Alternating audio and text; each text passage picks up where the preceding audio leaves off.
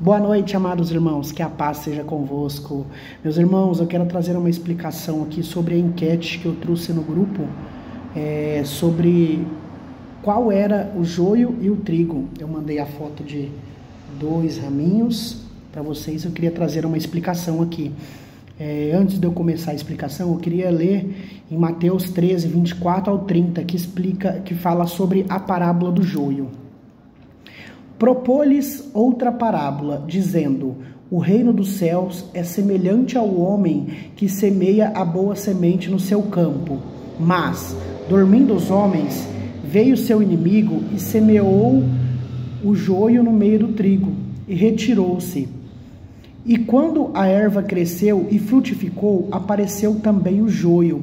E os servos do pai da família, indo ter com ele, disseram-lhe: Senhor, não semeaste tu no teu campo boa semente? Por que tem, então, o joio? E ele lhes disse: um inimigo é quem fez isso. E os servos lhe disseram: queres, pois, que vamos arrancá-lo? Ele, porém, lhes disse: não, para que, ao colher o joio, não arranqueis também o trigo com ele. Deixar crescer ambos juntos até a ceifa.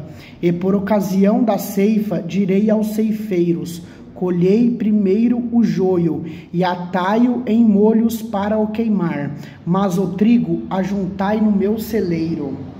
Meus irmãos, como eu fiz a enquete, aqui eu vou trazer uma explicação sobre o joio e o trigo. O joio nada mais é do que um raminho seco, não passa de palha, sem semente, sem fruto, apenas uma aparência. Já o trigo, quando ele chega a hora da colheita, ele se curva por ter semente e o ramo se pesar. Por que que nós não podemos arrancar o joio junto com o trigo antes da colheita? Porque antes da colheita eles são todos raminhos em pé, porque ainda não há semente no trigo. Porém, com o passar do tempo, o trigo começa a gerar sementes.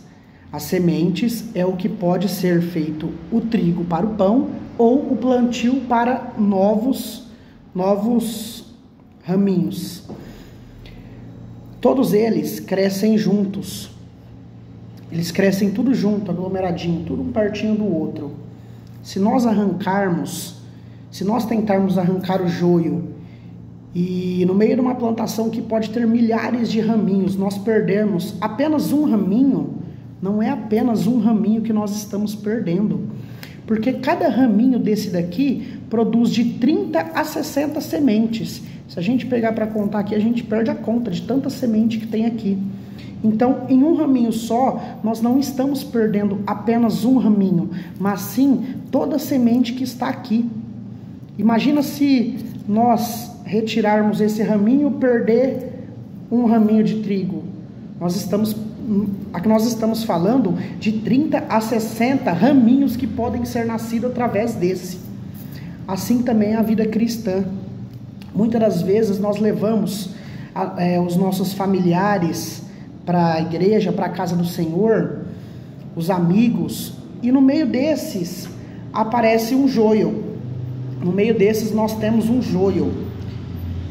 Se na igreja tentar tirar um da nossa família porque ele não faz a obra direito, é capaz de perdermos um membro da igreja, é capaz de perdermos um servo do Senhor, e através desses servos nós não estamos só perdendo o servo, estamos perdendo muitas sementes que esse servo pode ganhar, muitas almas que podem ser salvas através dele.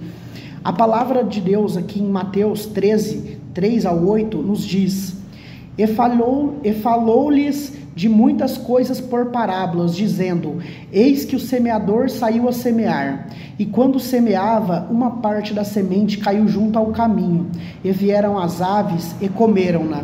Outra parte caiu em pedregais, onde não havia terra bastante, e logo nasceu, porque não tinha terra profunda, mas vindo o sol, queimou-se e secou-se, porque não tinha raiz. e outra caiu entre os espinhos cresceram e sufocaram-na, e outra caiu em boa terra, e deu fruto, apenas a 100, outro a 60 e outro a 30, apenas raminho desse pode gerar fruto de 30, 60 até 100, por apenas ramo. A palavra de Deus em João 15:2 nos fala: toda vara em mim que não dá fruto, o Pai tira, e limpa toda aquela que dá fruto, para que dê mais fruto. Então nós temos que esperar o tempo da colheita. Não cabe a nós julgarmos o joio no meio do trigo. Isso cabe ao Senhor. Chegará a hora da colheita e o Senhor julgará quem é o joio e quem é o trigo. Não cabe a nós olhar a vida do próximo e tentar arrancá-lo da presença do Senhor. Não cabe a nós, porque ao tentarmos tirá-lo da presença do Senhor, nós podemos perder outra alma, que no caso pode ser uma alma boa, o trigo, que através dessa alma boa pode ser salva muitas almas. Irmãos, eu queria deixar essa reflexão com vocês sobre o joio e o trigo. Creio eu que nós podemos ter um bom entendimento através dessa explicação. Tem uma outra parábola também em Marcos 11, do 12 ao 24, que é semelhante a esse, que fala sobre a figueira seca, que Jesus amaldiçoou. Por que Jesus amaldiçoou a figueira seca? Porque ela só tinha aparência como o joio, não havia frutos igual ao trigo. Não era tempo de figos, mas ela estava se mostrando ser o que não é. Por isso o Senhor amaldiçoou. Ele amaldiçoou aquela figueira, porque ela não havia frutos. Era semelhante a um ramo de joio, que não havia sementes alguma. Irmãos, fiquem com essa reflexão. Uma boa noite a todos. E eu peço ao Senhor que Ele visite cada um nesta noite e possa trazer um entendimento muito grande através dessa palavra. E que o Senhor abençoe a vida de vocês, a família de vocês, grandemente a cada dia. Fiquem com Deus e uma boa noite.